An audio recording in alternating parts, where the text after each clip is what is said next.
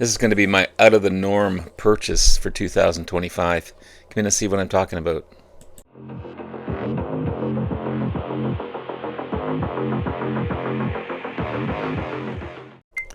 Good morning, everyone. It's Robert from On My Turntable. Hope you're having a great morning this morning. It is Saturday morning. As always, a coffee kind of morning. Cheers, everyone. Hope everyone's doing well. Yeah, so on October 18th, 2025, I added an album to my collection that I never thought I would. Because throughout my years on this planet, I was never a huge fan of this band. I never thought I would. But, as usual, after watching Chris Propfe's Musically Obsessed channel and him showing his Kiss collection, and his encouragement for me to look into Kiss. Thank you, Chris. I appreciate that. I took a stab and bought my first Kiss album. Kiss is still kind of my least favorite band. I have nothing against the people that love Kiss, and I'm not. This is not a dig against you people whatsoever. Everyone has their own tastes, and that's what I love about music. Mainly, the reason they're not my favorite band is I'm not a fan of Gene Simmons. I'm just not a fan of him. He turns me off as an individual. However, I did choose this album as my first Kiss album. Kind of a weird choice, perhaps. It's out of the norm as far as Kiss discography goes. But I picked up music from the Elder. It's a concept album. It was released on November 10th, 1981. This is a reissued copy, limited and numbered.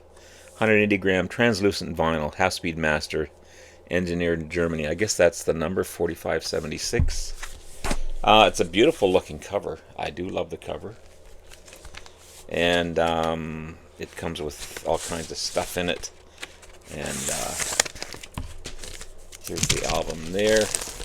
Beautiful looking album. Sounds really, really good. So, why the heck buy this if I'm not a huge fan?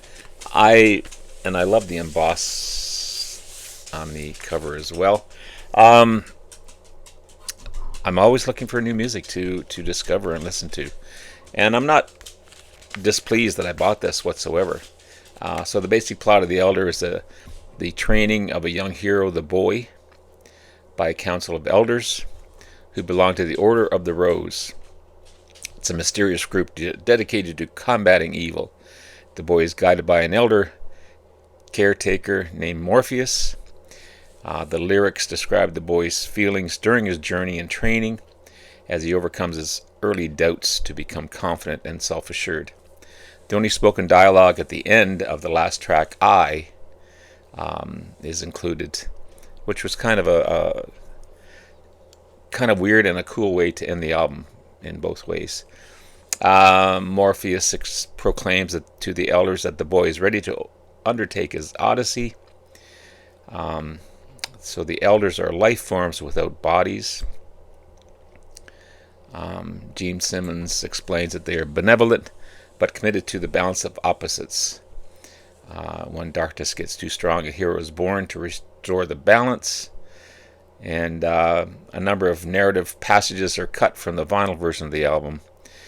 So this is just a cool, to me, a cool concept album.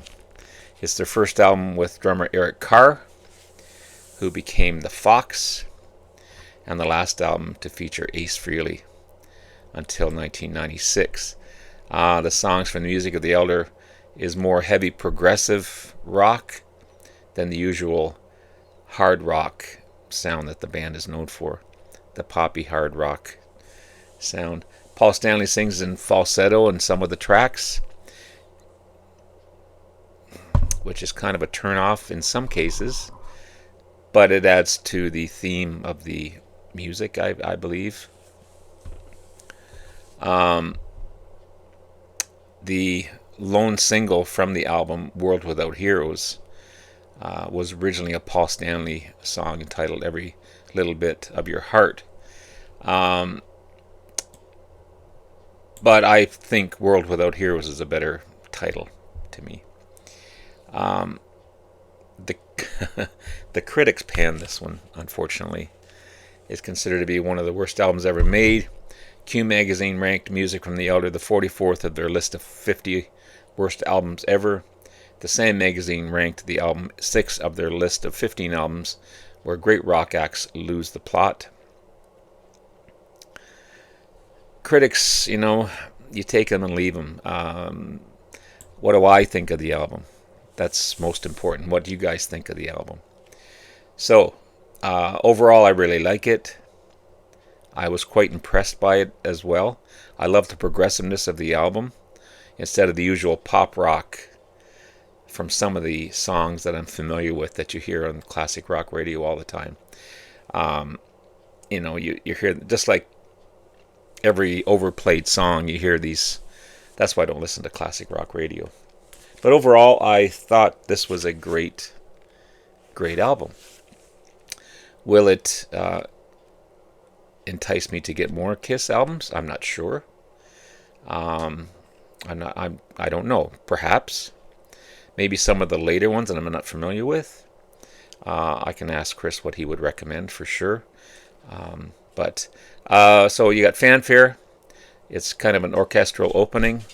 Something you really don't associate with Kiss, with strings and chorus and that type of thing. Just a Boy kind of reminds me of Who, with falsetto vocals by Paul. Odyssey is an epic track. I love Odyssey. I really think it's one of my favorites off the album. Only You reminds me of old Kiss, kind of a catchy riff. Under the Rose, great progressive track with a killer solo. Again, another favorite off the album. Dark Light is not too bad. Not my favorite, but it's a pretty good track. Gene Simmons' vocals are surprisingly good on World Without Heroes. It highlights his vocal range, which I've never heard of him before. He's kind of got that growly voice usually, but it's surprisingly good on World Without Heroes. I love the solo as well. It's an awesome track. Awesome track. The Oath is a great chug-along rockin' track with some great echoey vocals by Paul. I do not like Mr. Blackwell. Not big on the vocal overlays by Gene Simmons, and the solo is over the top solo, kind of all over the place. Escape from the Island, killer solo again, kind of in-your-face instrumental. Great drumming as well on that one. I Ends the Album, another Gene song that's over the top. Kind of funny, except for World Without Heroes. I'm not a fan of Gene's songs on this one. Then you've got some dialogue to end the album with on this one as well. So if I was to rank this album, I'd give this one an 8 out of 10. I'm really pleased with it. I'm really happy to have it in my collection. I'm not disappointed with it whatsoever. And I think some killer tracks are on here. So there you have it, guys. There is my interesting and out of the norm purchase for 2025. Tomorrow I'll probably show you my best purchase of 2025, so look forward to that, and have a great day. Love you all. We'll talk again soon. Bye now.